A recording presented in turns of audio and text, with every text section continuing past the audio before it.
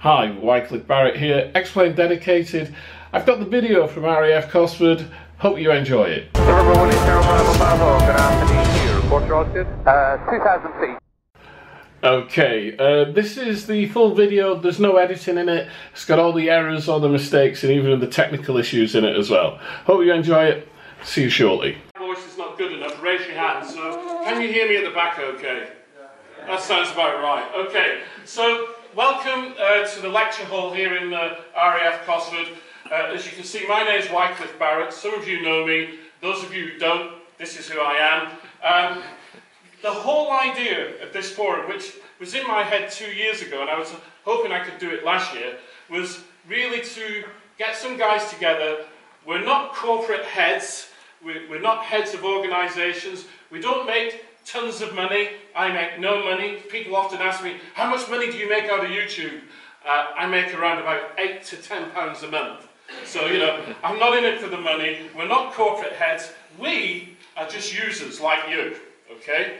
But what we did, we expanded our hobby out just that little bit further. Rather than sitting there at the desk, which we all do and we all enjoy, we just expanded our hobby out a little bit further. And I wanted to get some guys together to talk about that, but also for you to ask as many questions as possible of us about what we do, about Xplane, about simulation, why we do it, what is the reason for doing it, and what is the impetus for doing it, yeah? So today, the next hour is really about you. There's a couple of presentations, really tiny ones, nothing too much, but as I say, it's about, you know, the team. Well, I say the team, they're just people that I know through the flight sim community, and I asked them, would you sit on a panel? And they said yes, willingly. So I've got for you, from Aviotek, I've got Vittorio and Vittorio has come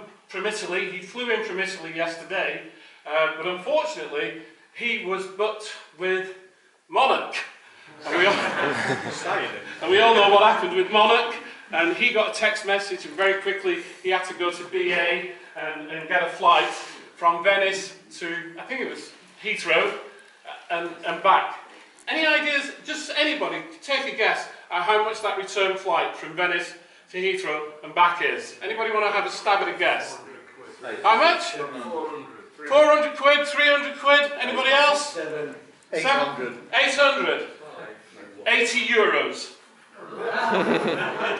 Vittorio's up in the back, he wasn't lying, 80 euros return flight, okay? So something's going on, guys, isn't it? And that's with BA. Anyway, Vittorio's here. We've also got Belynz, or should I say Matt Davis, or should I say Matt Davis Belynz. Of course, many of you know him, very prolific on YouTube.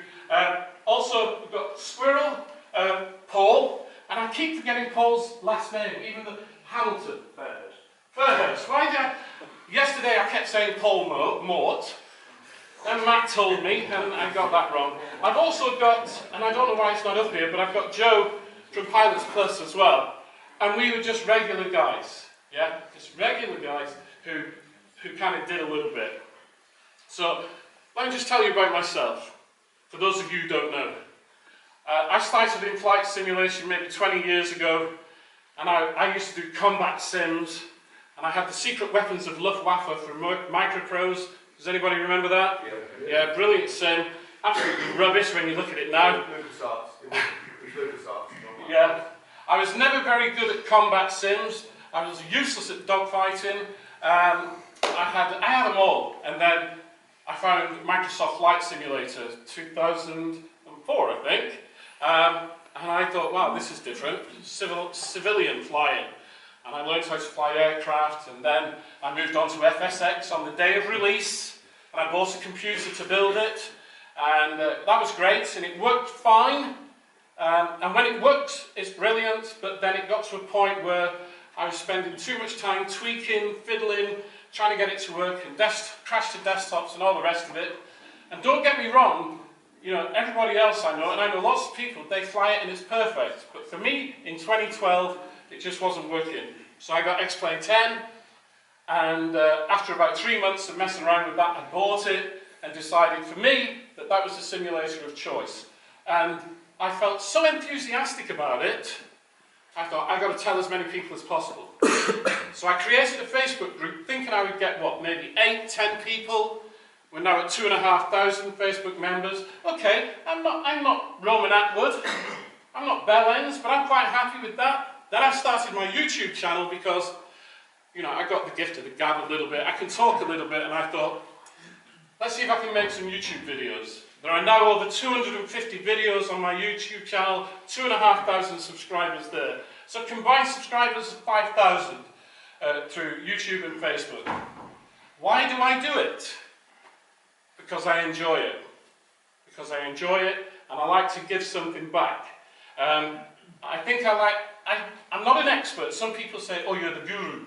I don't like that phrase. I'm not a guru. I'm not an expert.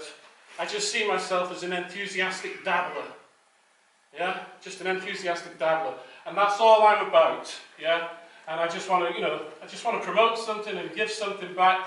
And I created my little world.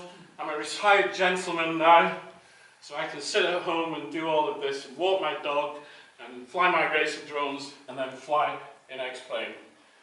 So that's it, really. It's plain and simple for me, and it's something I enjoy doing. And from the number of people I've met today who've come and said hello, and they said thank you for the videos, you've helped me, I learned how to do this, I learned how to program in FMC in the 767, thank you very much. That's all. I'm really happy. That's like meat and potatoes to me. It really sustains me, and I'm really, really happy about that. So I think that's enough about me for a moment. So I'd like to ask the guys if they come onto the platform, sit down. We have got a microphone there, and I believe that it works, it's open. So if anybody's got any questions, we'll go to those in a moment. I'm just going to ask the guys a couple of questions, just to start off, I think.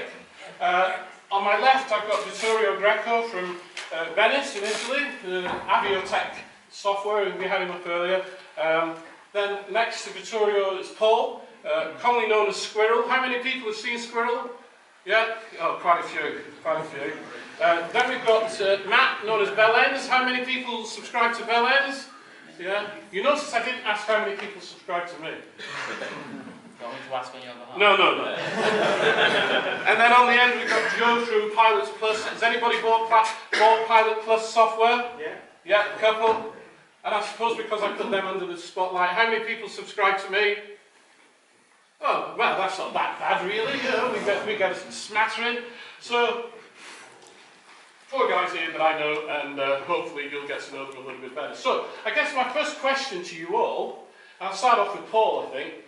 Paul, I think you've got the largest subscriber count of YouTube of us. What was your reason for starting? Is this mic open? Should be. Is it? Yep. Yeah, you can hear at the back there, great. I just started, funnily enough, I started posting Battlefield 3 videos, just that's how I got going. And people just started watching them, and then they started doing commentary videos. I started moving into simulation 2011, 12, something like that. And I think I started out with Eurotruck. Didn't know what I was doing at the time. I just found it amusing. I found it fun. I started scripting videos and making them, and then people started watching and saying this is great, it's entertaining, we feel like we're sat in the truck with you. And then I just carried on and moved through different simulators, and that's how I got going. Just the passion, just talking to people. Yeah. Like a one-to-one. Yeah. I know it's not one-to-one because you've got a few thousand people listening, but to them it's one-to-one. They when they're watching the video, they listen to your voice, and I'll be honest, I just waffle in videos, but people like it. I have noticed that. No, it's a good waffle. There's another guy, I can't remember his name now, Italian guy, and he's hilarious. He's absolutely hilarious. And, you know, I mean, his flying is atrocious, but he is absolutely hilariously funny. Unfortunately, I'm not that funny. And when I was doing my Twitch, when I was doing my Twitch channel, I got to the point where I wasn't enjoying it anymore. So I kind of stopped that and just went to YouTube. Matt, what about yourself and YouTube? What was your reasoning? I didn't actually start on YouTube. Did you not? No, I started on Twitch, and as a result of Twitch, someone said, can you make a tutorial for something? That was the very first thing I ever did. It was, remember FSN for Batson? And I made this tutorial, and then I put it online, and then people, you know, in the comments were like, oh my god, this is great, can you make some more videos?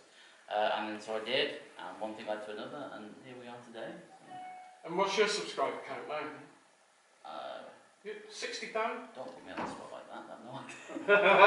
I can check for you if you want. No. I think it's about 85,000. 85,000. Yeah, about 85,000. Yeah. So, you know, we're talking large numbers here. But once again, we're not Roman Atwood. You know, if anybody knows Roman Atwood or Casey Neistat, Roman Atwood's got 13.5 million subscribers. You know, every day he puts a video up every day, he gets 2.5 million hits. Yeah? Casey Neistat, I think he's 7.5 million subscribers. Gets 1.5 million hits every day. Do you know how many hits you have to earn $100? 40,000 hits on one video to earn $100, and that's YouTube money, which is silly. But so clearly we're not into that. Joe, so you're a developer of software. Yeah, I make flight simulation scenery for Xplane exclusively, and we've made 8 products now to date. Yeah. team, and the scenery we hope are greatly detailed and push Xplane to the limits. Really? That's what we hope. You hope. And how long ago did you start? About 3 years ago. 3 years ago? 3 years ago, yeah. We started, the first product was EGHI Southampton, which I created by myself. Spent many late nights sort of learning the platform, getting into Xplane development, and then I gathered a small team, taught me skills, and now we make scenarios jointly. Was you a flyer beforehand? Was you a user of Xplane or Flight Simulation? I used Xplane for about 5 months before I started developing for it. Yeah. So I kind of got hooked as soon as I started to use Xplane. Just made me get sort of hooked using it. The graphical interface over sort of FSX is much better. Right. I believe. And yeah, so I started developing sort of instantly to really push scenery limits. Good. Vittorio. Yeah, I started my experience 4 years ago as a developer. I began with the standard sceneries in Word editor, and everything started, as always, from my bedroom. I was an Xplane user since Xplane version 7, I think. Yeah, I was 6 years old.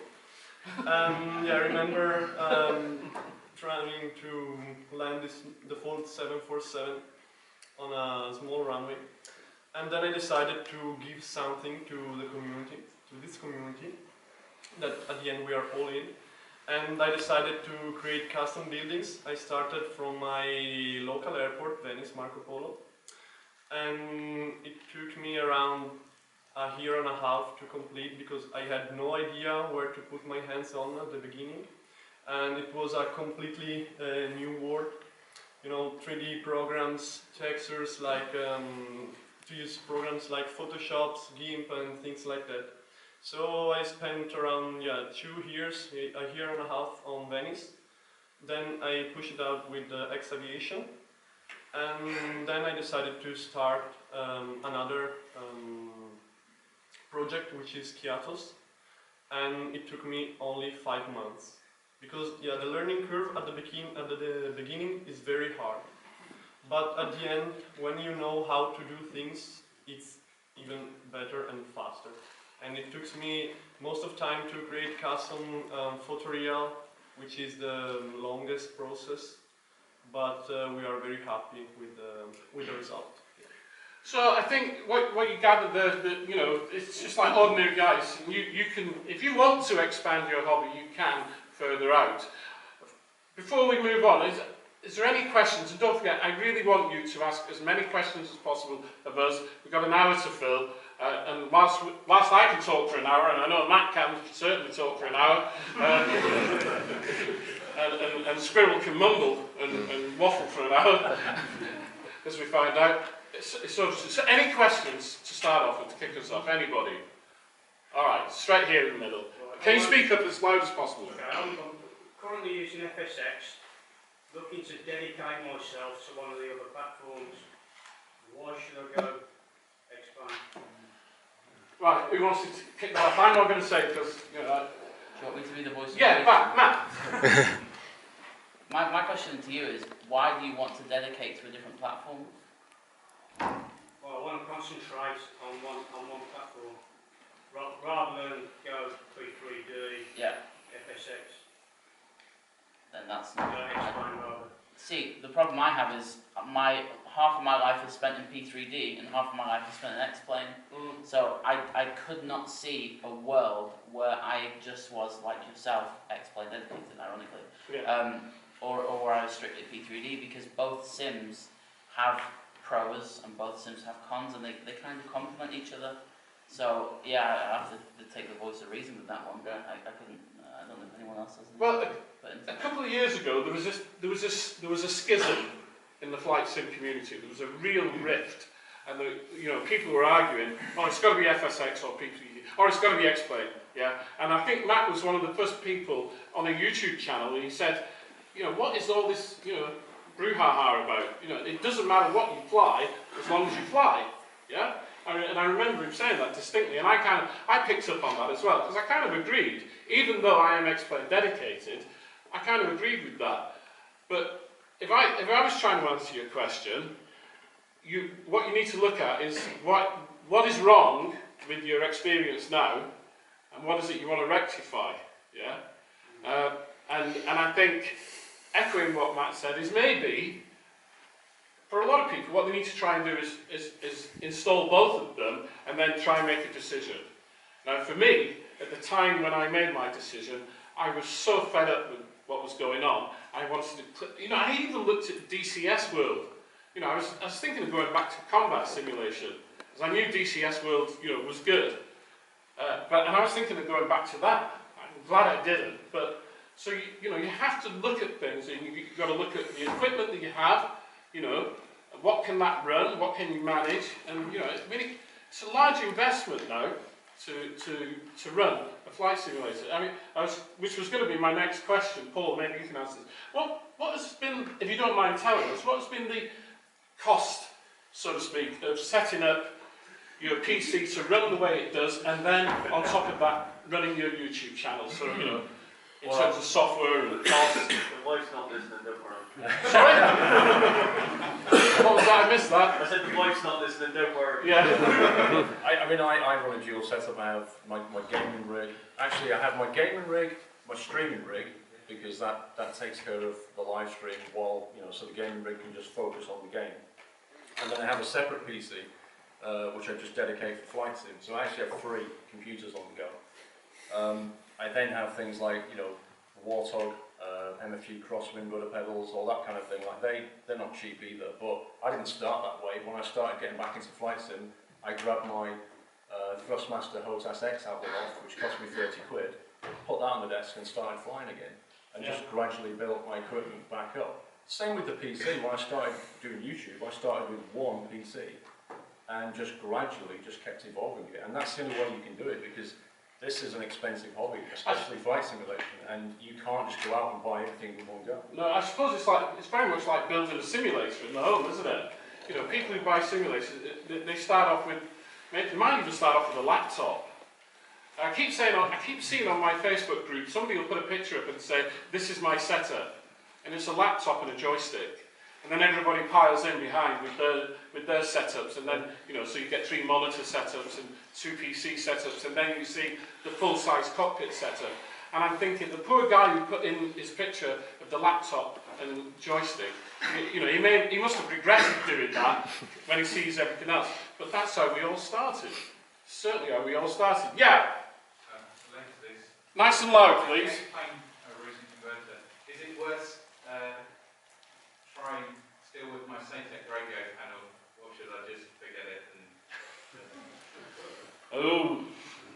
Has anybody else got Satek radio panels here? Yeah, Working with Xplane? Yeah, works fine for me. Yeah.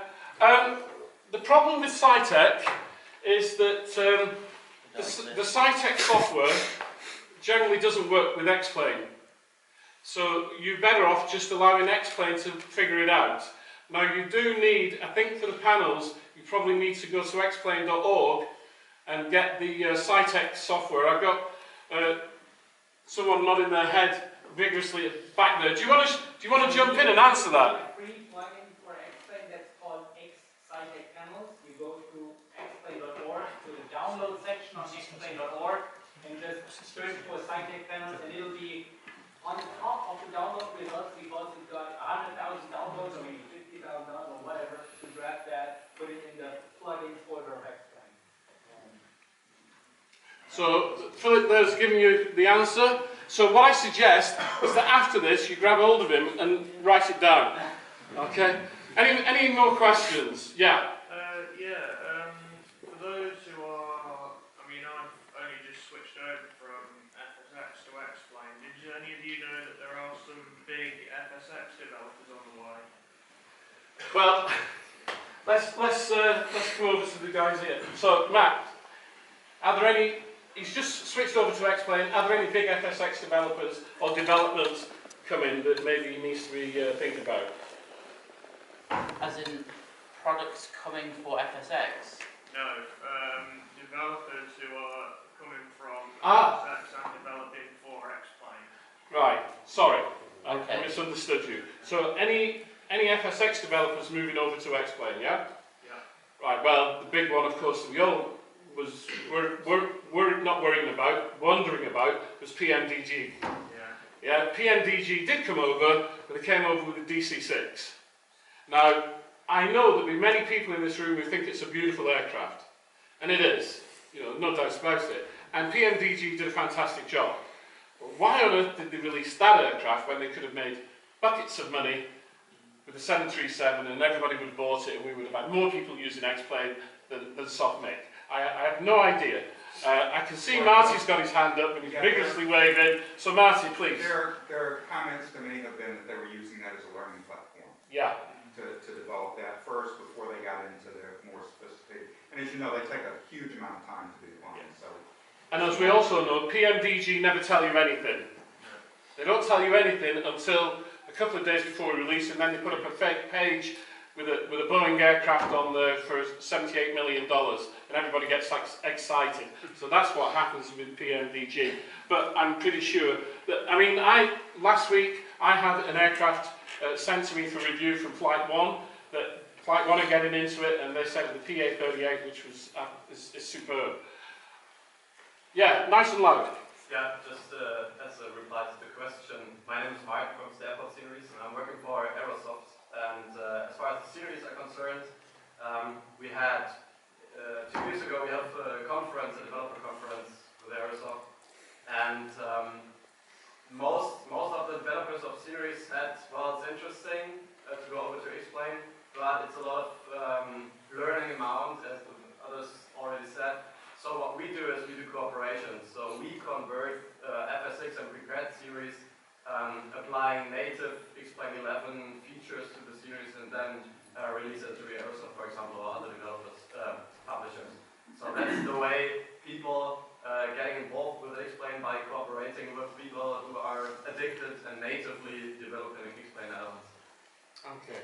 Just before we go to a couple more questions, let me just throw this out, because we've had some technical issues, so we're going old school now, and I'm changing things as we're going along. Can I ask you, what do you think is the future of simulation, per se? Start off with you, Vittorio.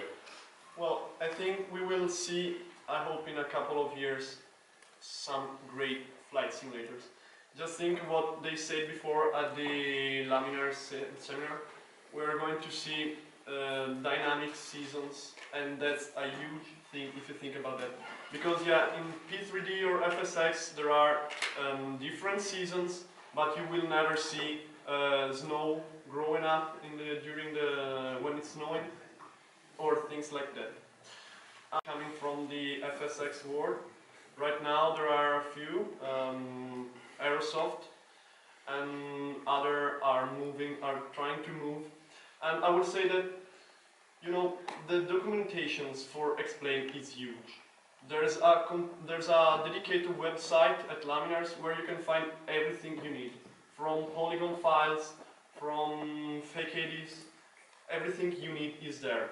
You just have to download a 3D editor, which could be Blender, that is free, or Google SketchUp, and everything is on the internet. So you have now to face the first big problem I faced personally when I tried to make things for FSX. That was where to begin. What do I have to do now? Because just Google and you will see everything you need. And you can join the developers community. There are different places, even on Facebook, where we talk about that kind of stuff. And yeah, I think that in a couple of years we will see great things. Paul, what do you think? I mean, and you're into simulation across a broad spectrum. So where do you see things going? I mean, I think with simulation, it's all about immersion. So you're always striving to improve the immersion in sims, and you know, you've got to look at the screen technologies are always improving. You've got the potential for flexible screens, so we can always have the curved screen that's coming right around. That's going to improve immersion. VR is obviously a big thing. Yeah. Maybe not this generation of VR, but maybe the next one is going to be the real clincher. But I think VR is definitely going to grow in simulation. It can't not. No. But it's your equipment you've got on your desk is largely not going to change. No. It's going to be the visuals that are going to see the biggest improvements, and I think VR is probably the big thing. I think it's always going to be a box, a keyboard, and a mouse kind of thing. But yeah, I mean, I don't know how many of you have had an opportunity to try any of the VR stuff that's in the hall today. I had a go over on Wired to Fire and had a look at theirs, which was brilliant. Now I've got terrible eyes, and unfortunately I can't get a VR thing on my head. But even with my bad eyes, I could see the potential. It was blurred and whatever, but it was superb. I think that really is going to be the future. So let me take a couple of questions and then we'll move on again. Somebody up the back did have their hand up. Yeah, nice and loud, please. I know Max is probably the Belynz Striker Cruise, but in your opinion, what's your worst flight sim experience? Sorry, say that again. I'm sorry. You know Matt's first Striker Cruise. Yeah. What, in your opinion, what's your worst experience on flight sim? Right. My worst experience on flight sim, and I was all right along the table. My worst experience on flight sim was not long after I got the Jar Design A320, and this is on YouTube somewhere, and I was flying along and I got struck by lightning and it knocked me out of the sky, and I didn't know what, and I was streaming as well, and I didn't know what was going on, and the plane just fell out of the sky, it was spinning. I went to an external view and I was on fire, and it just totally blew me away, and I think that's probably my worst one. And also chewing mint Imperials while streaming live on Twitch. Don't do it. It's terrible. Especially when you've got those mics on. Worst experience in flight sim? Me? Yeah. And you've had a few. It has to be the Q400. Cutting the condition loop was on the climb out of Gatwick. I think people have seen that. Get that day. Well, I have to go. Get that day. I wish I could show everybody. Just go to YouTube, search Q400 crash, and watch me panic. And the worst thing about if you ever get a chance to watch that video, there's a point where I realise what I do, and then I start laughing because that's the way I deal with everything. And I laugh so hard that I turn to my right because it's in the office upstairs in my house. And there is a bunch of, probably about 5 or 6 people, like all youths outside in my driveway on BMXs, looking up at the office window going, what is even going on? So yeah, Q400 for me. I'll have to Google that. Yeah. I've seen some of your others. One of the funniest I've seen, you was doing a group flight into Innsbruck. Right. And you turned onto the runway headed perfectly. It was beautiful. But then you panned around to your mate, who was flying through the mountains and just kind of disappeared into the mountains somewhere. That was hilarious, because you was killing yourself laughing. Joe, what's your worst experience? I think my worst experience is probably simulator crashing. Yeah? When we make scenery, we test it endlessly. Oh. And we open Xplane up about 60 times in about an hour. Yeah, reload everything, and it crashes, and then you tweak something else that crashes. Yeah. I think that endless experience is a giant headache and a late night. Yeah, Vittorio? Yeah, more or less what he just said. When you have to, especially when I did Skiatos, I had a lot of problem with the elevation of the runway because it was flat, and in real life it's not flat, but at the end there's a sort of hill. And I was trying to solve that kind of issue, so I used a software to edit the mesh manually, which was a pain.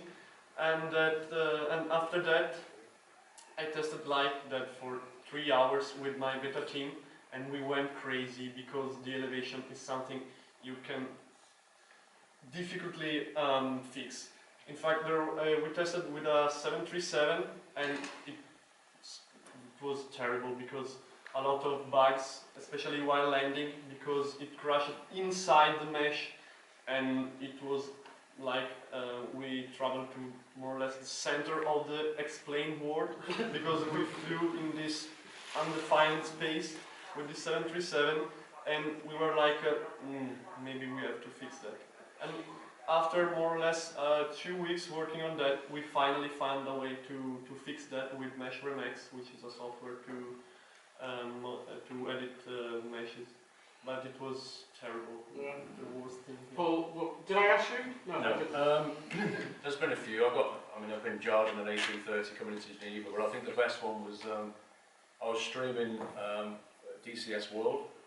I was flying with a guy called Savamira, who's like a very experienced pilot, and we just run a sortie. We're on our way back to Vegas in the A10 Warthog, and we're flying along quite low level over the freeway. And I decided, for whatever reason, I was going to turn it upside down. So I turned this thing upside down, and as everybody knows, with the A10, after about 15 seconds of flying upside down, the fuel cuts to the engine. Not good. So I did this, just off the ground, fuel cut, and it just went, I was like, what's going on? Lost power, straight in. Made a nice fireball right next to the freeway. Sounds like a normal flight for you. Yeah. How many viewers did you have at that point? You get shut down in DCS at some point. I went on it with you. You were the reason I uninstalled DCS. It spent 45 minutes starting up a Huey, and I took off on a Spitfire and strafed him. just as he got the engine fired up, his engine exploded. Yeah. And he uninstalled DCS. How many of you use VATSIM or IVAO? Quite a few, okay. No, but I don't know. VATSIM it's a crazy world, yeah. And I've controlled at Cardiff for a number of years. And somebody once asked me, what's the worst thing that's happened to you as a controller? And I'm going to ask you the same question as well, Matt. But the worst thing that happened to me once was I was controlling Cardiff, and this guy loaded up in a 747, which is fine, a GA parking. And he said, he said, hello, tower. I said, yeah, it's tower, can I help you? Yeah, I want to take off. I said, no, you're not going to do it. You're in a 747 at GA. He said, I don't care. I'm going to take off. And I said, how long have you been a member of VATSIM? Oh, 5 minutes. And it went on like that for half an hour, by which time I had a load of observers listening. Yeah, a couple of my mates on TeamSpeak, they were weak. They just couldn't. And I think you'll always hear this from VATSIM controllers or even VATSIM pilots. The inexperienced person. And there's nothing wrong with inexperience. We all started somewhere. But for goodness sake, don't load up in a 747-400 at GA parking with your wings smashing the cafe to pieces. Where you can get a very nice captain's breakfast, by the way, £4.55. What about you on VATSIM, Matt? As a controller? That's a difficult one, because I think every time I control something ridiculous happens. Yeah, it does. And you're controlling Heathrow, aren't you? I like the obnoxious call signs, like Harambe 1. Yeah. And so there's some people that like to sing down the frequency. It's really fun. I've had that a few times. I had one. I can't remember it now, but it wasn't even vaguely racist. It was completely racist. And it was this call sign, and I said, "You're going to have to remove that call sign." He said, "Why?" So I was trying to explain without being racist myself, and he just didn't get it. So I said, "Look, you just change your call sign, please. Change it to anything you want." So he said, "Yeah, okay," and he changed it to Black Bull. I thought, okay, here we go. But I think I disconnected at that point. Questions, please, questions. Okay, I think you're the only hand up at the moment, so you're full of it. Questions, that is. I know how you know about the other simulators, yeah? Sorry? I know how you said it's good for other simulators and developers. What's your opinion on Flight Sim World? On Flight Sim World? Yeah. This is why I leave the room. I can neither confirm nor deny anything that you may have heard me say in the past about Flight Sim World. Same.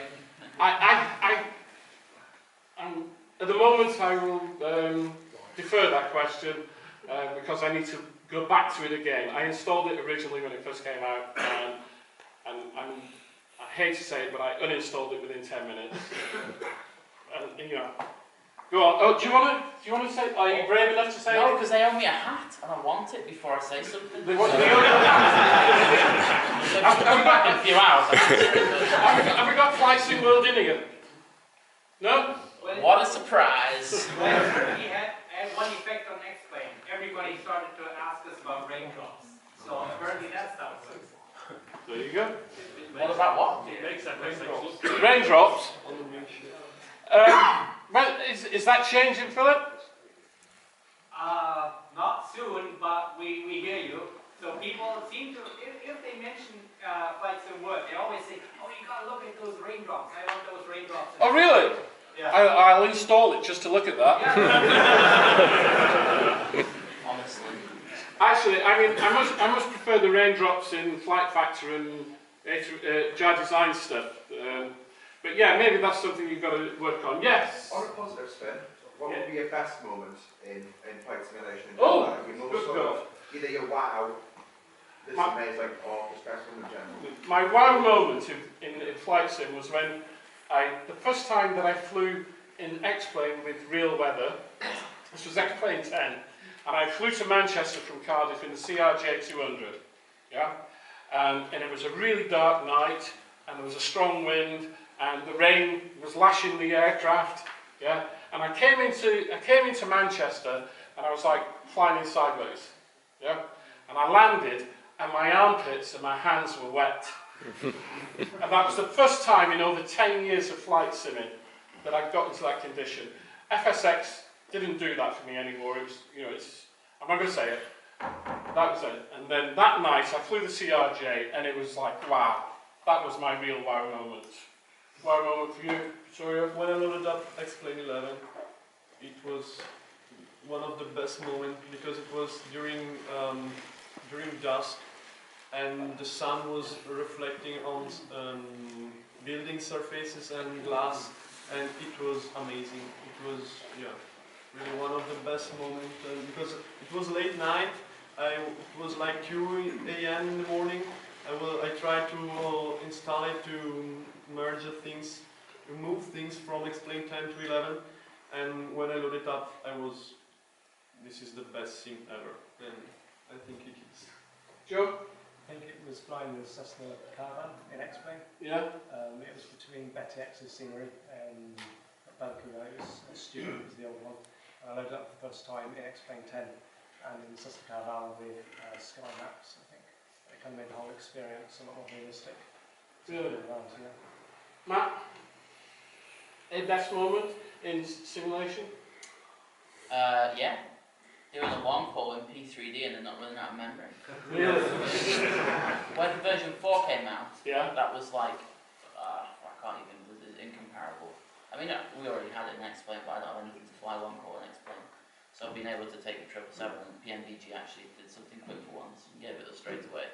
And did a long haul. We did Amsterdam, no it wasn't Amsterdam, what was it? Heathrow to San Francisco for what? 10, 11 hours straight flying, landed all the scenery on maps, and life was complete. Everything works. Yeah. Yeah. And that, I mean, that statement alone is a good kind of statement in terms of it doesn't matter what you fly as long as it works for you. And if it works for you, then that's all that matters. Paul? Best moments. There's been loads of great moments from just scenery, graphics, things that you've done, like landings, like, you know, Innsbruck approaches are always like really cool if you set the weather right. Probably the best moment though is still shooting Matt. His reaction is priceless. It's so good, it's still a highlight on my Twitch now. It's so boring, honestly. Alright, any questions? Yeah, up over here, and then I got a couple down here. I saw hands twitching then. So yeah. How frequently do you upgrade your GPUs? Ooh. Right. We all know Moore's Law, don't we? Yeah, do we know Moore's Law? 18 months, every 18 months it doubles in capacity, so... It's valid for 10 years only. Yeah. How often do you upgrade your GPUs? Me? Yeah. When she'll blast them in you want. You see, this is what happens when you get these people who are into this. You asked for that one. Yeah, I did. Yeah. how often when you can afford to. It's as simple as that, I think. And the whole thing about PCs is if you're buying a PC, it doesn't matter which company you buy it from, you buy the best that you can afford at the time. Yeah? So whatever money you've got, you put that into that PC if you can afford it. If you're upgrading GPUs, then you're going to get to a point where you buy a GTX 1080, and 2 months later the GTX 1080 Ti comes out, which is supposed to be shitloads better. But I've just spent 600 quid on that, so I'll hang on for a few years. So, you know. You have to watch out though, because if your logic is let me just keep upgrading my GPU, eventually you're going to bottleneck your CPU. So at some point you're going to have to bring your CPU in line with your GPU, otherwise you're just building a very expensive paperweight. I mean, there's always bottlenecks, and it might just be better for you to get everything onto an SSD than to upgrade from a 780 to a 980. It depends where the bottleneck lies, but it's like that slide we saw if you was in there earlier, with all the workmen standing around the hole and one guy digging. Ultimately, most software that runs on these multi-core CPUs is not taking advantage of everything that's available, and that's just a fact of life at the moment. So you can get a 10-core CPU and your flight sim's going to hit one thread. Sorry, just trying to figure out the technical issues, we're still not getting there. So there was a couple of hands twitching down here. Yeah. What do you think of Aerofly FS2? Aerofly FS2? I love it. Yeah? It's, do you have an Oculus or anything? Yeah, I do, yeah. At the moment, for me anyway, Aerofly is the best VR flight sim experience out there, because they've done something with the gauges and the kind of, I want to say pixel density, but I feel that's not the right term. You can actually see the gauges. From a sim itself, it seems to be pretty well performing. It doesn't lag or anything like that. I can get solid 60 FPS, no issue. But just where you can fly, you've only got certain areas, small areas to fly. Yeah, that's the problem. It just has no add-ons. But I mean, it's a relatively new sim. If you gave it as much time as, let's say, FSX had or Xplane had, then you'd probably have something that's pretty special. But who knows? We'll see what they do with it. Have you used it? Or is it just No, I've not used it. You used it. Well, just me.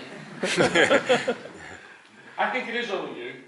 Why is everything only me? You try everything, do you? No? Well, maybe. No. I didn't try Flight Sim World. No, I did, but for like 10 seconds. Yeah. Dovetail out here, aren't they? They're doing a presentation today, aren't they? Yeah, they've got after this? Yeah, they've got the graveyard slot, 4 o'clock I think. Right, we are really struggling to try and get Vittorio's... just ad-lib it? Yeah, it's terrible, I'm really sorry about this, but... Joe, if I can ask you, I know that you had a presentation as well, and we failed on that. So if you just want to talk for a few minutes about Aviotek. Wrong company. Pilots Plus, sorry. I've got a short video prepared. Why am I getting blinded? Hello? Can you stop that? I'll stop you getting blinded in a second. Can you get your presentation on?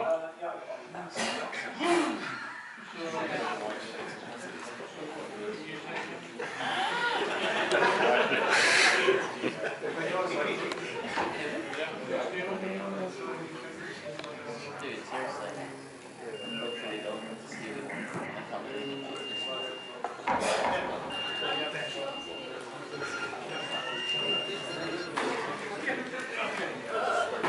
Sorry about this. So,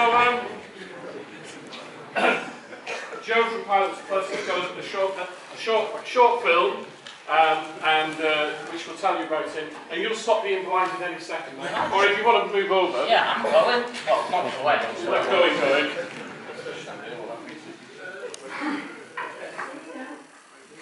What are you doing over there? What are you doing? You're hiding. It's like starting the rats. I tell you what, have you been to any of the other presentations, any of you guys? Yeah? Were they as funny as this, or as funny as them? Stop singling me out. I'm sorry. Hey, I'm up front, mate. I'm up front. You know, it kind of stands or falls on me. Whilst we're waiting, to take any question? which is sounding really stupid, what's the difference between YouTube and Twitch? Like, right, the difference between YouTube and Twitch. And which is better and why? Twitch is a way for us to broadcast whatever we want to the world through a medium, yeah, and you can do it live. YouTube is more that you can create content and put it there that people can view at another time. So that's not YouTube. It can be live. There is YouTube Live. Have you ever used it, Matt? Yeah. Yeah. But it's bad. It's terrible. I've used it once. I can't go further than that. Oh, all right. Look at it. Just look into it. And you've got glasses on as well. Yeah, no. Yeah, YouTube Live.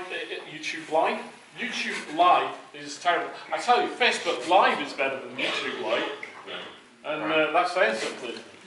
Or Periscope or something like that. So that fundamentally, that's the difference between the two. Twitch is live.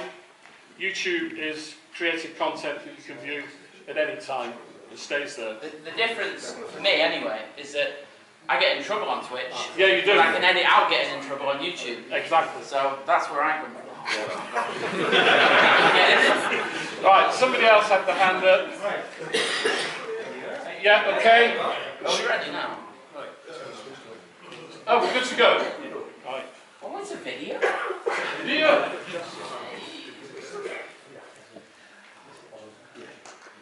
Well, you need to plug in yourself.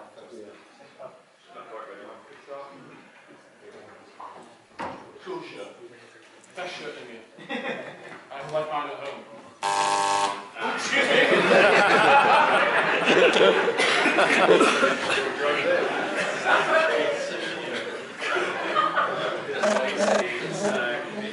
So it's quick comment time.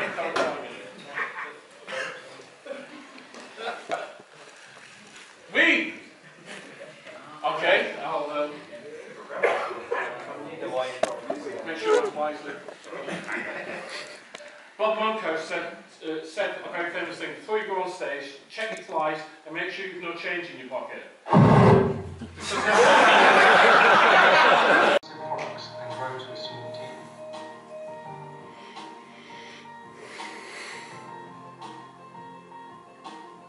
I joined Joe and Pilot Plus in the summer of 2016. I was fully aware of Joe's hobby for flight sim, and I believe this sparked from the fact that he wanted to be an airline pilot.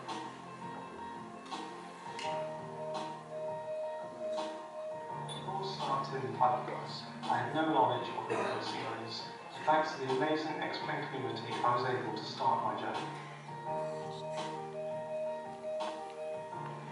The first scenery I was involved in was the ever-popular holiday destination of Ibiza. This was no short task to learn the ropes of Xplane, and me and Joe spent many nights in his small bedroom learning. Over the course of a few years, mixed with my general studies, I was able to develop Pilot Plus to reach a wider community and improve the quality of the products. Once a small team was formed and their skills were refined, we undertook the large challenge of replicating London Gatwick. Gatwick was a huge turning point with regards to scenery development methods, and it fell at a really difficult time for me and Joe as we both had just started studying towards prestigious degrees. However, we were both interested in stepping up the quality and immersion of our products, and we spent many nights looking at new methods of texture synthesization, and also 3D modeling.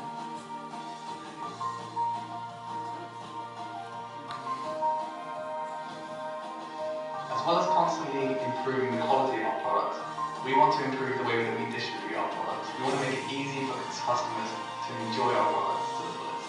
And that's why we're both excited to announce that we're expanding the Let's Sim marketplace.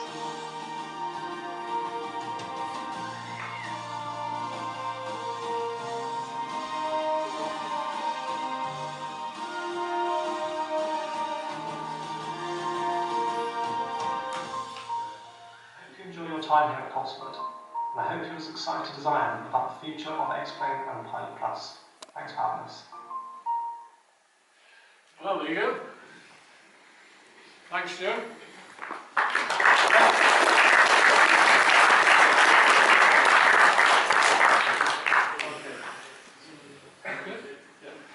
Okay, so Vittorio is going to show us a short thing. Time is really running on. Matt and I just looked at our watches and realised we've only got a few minutes left. So hopefully we'll still be able to get a couple of questions before the next lot come in. I really do thank you for your participation and your patience with putting up with me and the rest of the guys. It was a different concept for a seminar. We'll find out if you've enjoyed it afterwards when I run around giving you £1 each to make sure you clap. No, not yet. Not yet. Yeah.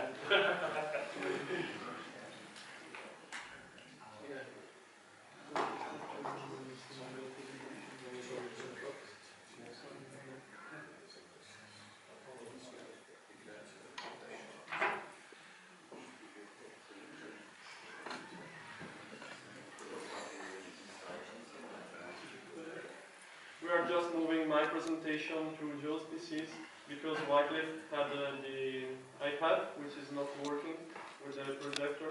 So yeah, I'm moving my presentation. While they are sorting this out, I have a question to the audience. How many of you are real-life pilots and gliders and ultralights count? Oh, okay. All right. And of the real-life pilots, how many of you use FSX? And how many of you use Xplane? Right. Okay. Or P3D. P3D? Thank you. Yeah, sorry. FS World? No. I would be interested to know how your flight simulation experience enhances or not your real-world flight experience. I've only flown a couple of times with Bob Sidwick, my friend Bob Sidwick, who often, as soon as we get in the air, he'll say, you have control. And for me, the difference between Xplane and the real world is immeasurable. Although, I will say that on the last time we flew, the haze and the graphics in the real world were equal to the haze and the graphics in Xplane for me. So all you people who've used Xplane 11 and said the haze is wrong, the real world pilots here will tell you that it's right. I hope. So maybe we can't get that answer now, but that's what I'd be really interested in. If you could put that on the Facebook page or write into any of us, just to tell us how that experience, the flight sim experience, measures with the real world experience. I'd be really interested. I know you would be. The funniest experience I had coming the other way, because I had been a flight sim pilot for so long time, and I got my pilot's license in 2013, and I for the first time flew into an airport that I had at a scenery in FS 2004, and I felt like I had been there before, because I got out of the plane, I knew exactly where everything was, because I had used the scenery before. And a couple of days later, I was flying to another airport that I was somewhat familiar with from the simulator. So here I am flying along in the Grumman Cheetah, and I need to look up the tower, the Unicom frequency. And here's what I'm doing. I'm flying, and I think, okay, pause, get in the charge. This was the move, like the P. And I'm like, oh, hang on, I'm in the real airplane today. Really, for a second, I was going for the pause key to get him out. Yeah, I don't think that's going to work. No. Any questions whilst we... Oh, we're good.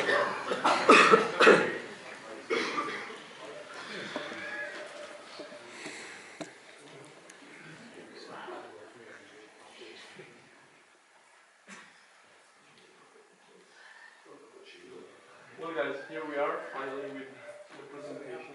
I'm so glad to be here today on the behalf of the Xplane developers community. And the community grew insanely since Xplane 11 arrived.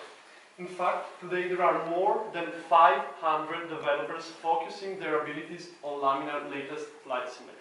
And that's a huge number. I'm Vittorio, CEO and founder of Aviotek software. And today I'm going to talk you how I became a developer. Everything started, as I said before, 4 years ago. And, sorry.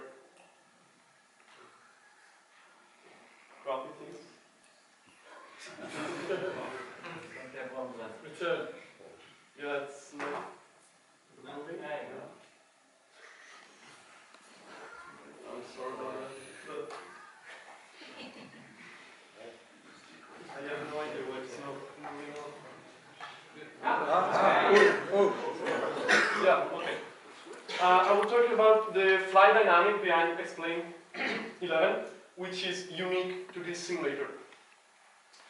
And okay, Xplane 11 arrives with some great default aircraft and sceneries. And this is one of the most sophisticated default aircraft. I say default because, yes, it ships with Xplane by default. Xplane 11 comes with some fantastic sceneries.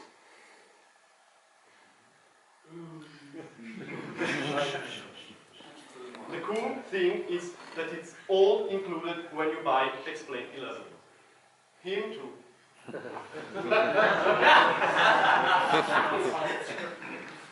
When I started my experience as a developer 4 years ago, the only lapse in the Xplane world was the amount of add-ons available. In fact, I would say that only 1/4 of the add-ons available for all the simulators platform were available in Xplane. And as you can see, from 2013 to today, we did giant steps, as you can see there. Well, I started my experience as a developer because I wanted to give something to the community. And today, I am so happy to announce that we finally moved from my bedroom to a new, bigger office. And here it looks. I'm still working on my bedroom. Okay, before starting, I would love to remind you that all the earnings from my sceneries and add-ons will be used for my ATPL training. So I will not spend money on stupid stuff, but only for my ATPL training, because it's my passion. So, I've got 3 main news for you today. Brand new website, new partnership, and PODA. So I'm so happy, I worked so hard on that, and I'm happy to finally have a dedicated website for all of you guys to check our products, reviews, and news. The website is avioteksoftware.com. And here we are with our partnership with Italy Airlines. I worked so hard with Italy Airlines to finish that on time, and they are now delivering their brand new virtual airline on the first day of November. This is a completely Xplane dedicated airline, and the guys down there are amazing. And here we are with PODA. I know you are wondering if we pressed random keys on the keyboard, but we didn't. In fact, PODA stands for Pretty Airplanes with Disappointing Avionics. Well, what's that? Well, you know, I'm working on a Boeing 777 3D cockpit, and with Peter Trump, we decided to publish it under a common name. So, yeah, PODA comes in our mind.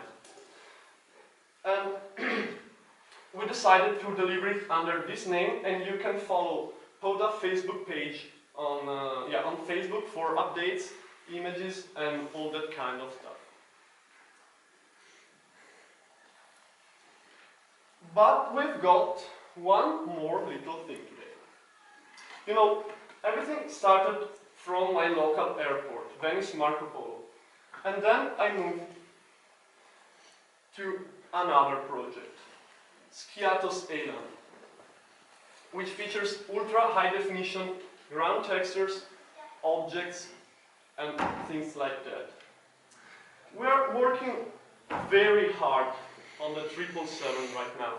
And one day I stopped and I thought, well, I have to give a name to this fantastic Boeing. So I decided to dream big. Very big I decided to dream. And with that, I mean big. Because we are going to deliver you the best scenery you have ever seen of Dubai. Ooh.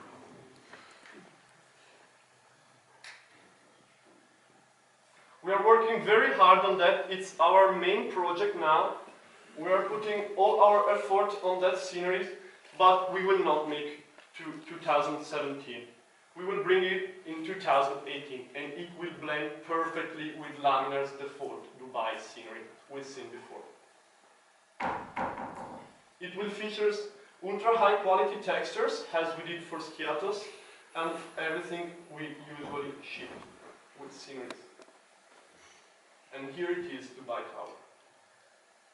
Well, I'm so happy to be invited by Wycliffe Barrett here, and if you have questions or things like that, or we could close because, yeah, we are running late at the moment.